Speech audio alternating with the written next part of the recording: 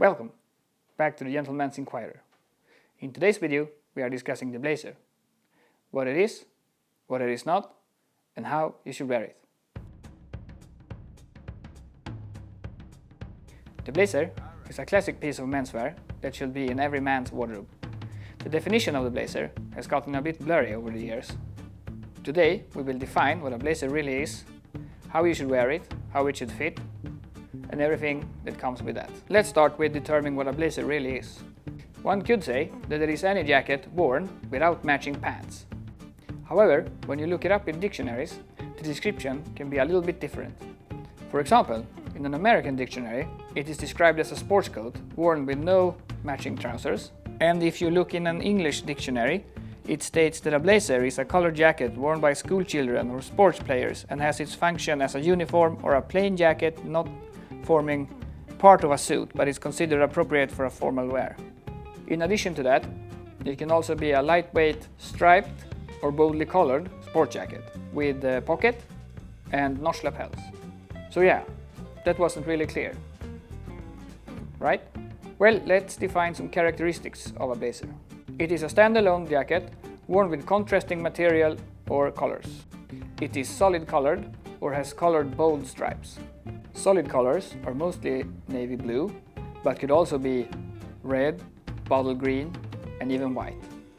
A blazer can be in double-breasted combinations, 6-2, 6-3, or 8-3 button configurations, but can also come in a single-breasted version with 1-3 buttons. The buttons are one of the distinctive features of a blazer. The buttons is usually of contrasting quality and made out of brass or mother of pearl. The typical sign of a blazer is that it can have an emblem or a crest of some sort. Best is to go with something you are associated with, or otherwise it can look a bit pretentious. Well, let's dive a bit into the history of blazers then.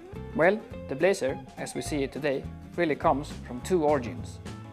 The first origin seems to come from members of the Lady Margaret Boat Club. It was founded in 1825 by 12 members of the St. John's College, and they wore bright scarlet red colored flannel jackets, and since they blazed, they were named blazers. The club still exists today and it keeps with the same traditions. Interestingly, gold buttons as well as piping are only reserved for certain members. Those with first May colors are entitled to wear piping and have gold buttons on their blazer, while first Lent or second May colors are entitled to wear silver buttons on their blazer only.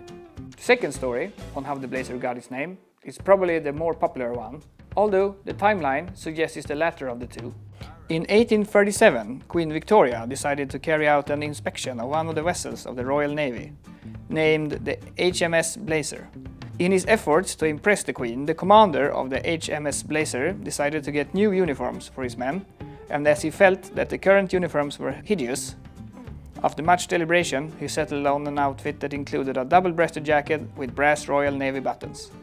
It deserves mentioning that in those days, standard uniforms for sailors in the Royal Navy did not exist, and many commanders established their own standards of appearance for their sailors with little or no uniformity between ships. Sailors on the HMS Blazer continued to wear jackets of blue and white stripes until at least 1845, before the sailors' uniforms were standardized in 1857. The blazer was also commonly associated with gentlemen's sports, again adding a bit to the elitist perception.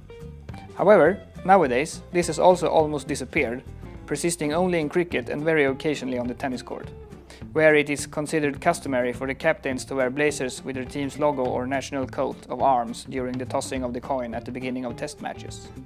So how to wear and combine a blazer, you say? Well, let's take a look. For your first blazer, I suggest you go with a navy blue one, either with brass buttons or with white mother of pearl buttons.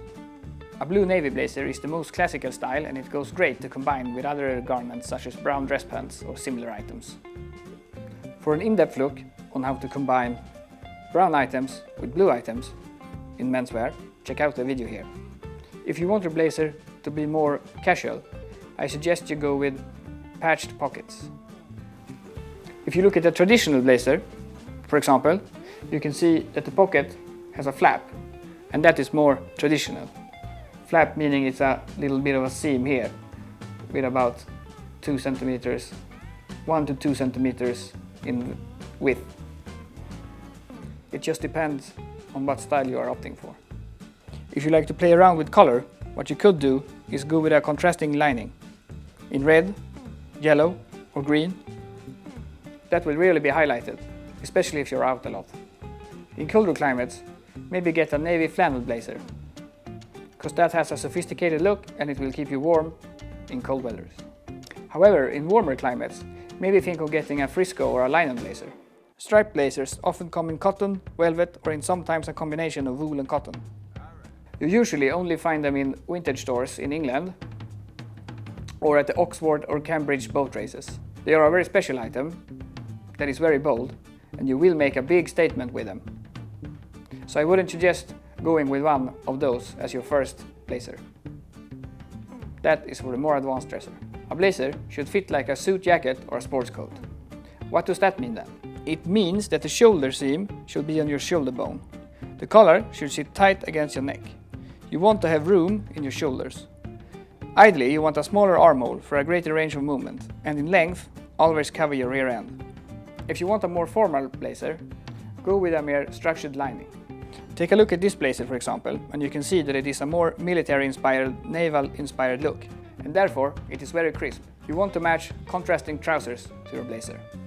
And that's a very good thing, because basically that means that you can use almost any trousers in your wardrobe. Let's say charcoal grey works with a navy blazer, light grey works with a navy blazer, any type of browns work great with a navy blazer, and so on. Khakis or chinos are also typical great trousers to wear with a blazer. A word of warning, by the way, here at the Gentlemans Inquirer, we don't ever recommend using black pants or navy pants, because black and navy never work well together, especially the navy if they both are of the very same color, because then it will look a little bit out of place. For shirts, the best and easiest color to combine with a navy blazer is either a white shirt or a light blue shirt. Of course, you can also try out other colors such as pale yellow, pale green or maybe pink, but that's also for the more advanced dresser. A traditional look is also to pair the blazer with a striped club red tie. But you could also go a bit more casual with, for example, a knit tie. Just make sure that the outfit looks great together. That being said though, you could use different ties such as a silk tie, wool tie and maybe knit ties. It all works together. A strong suggestion is to wear a pocket square when wearing a blazer, because a pocket square will always pop and give you that little extra edge. You could also try a boutonniere, but then skip the pocket square, because adding another thing, well, it will just make it a little bit over the top and too much. So play around with it a little bit and make sure it looks good.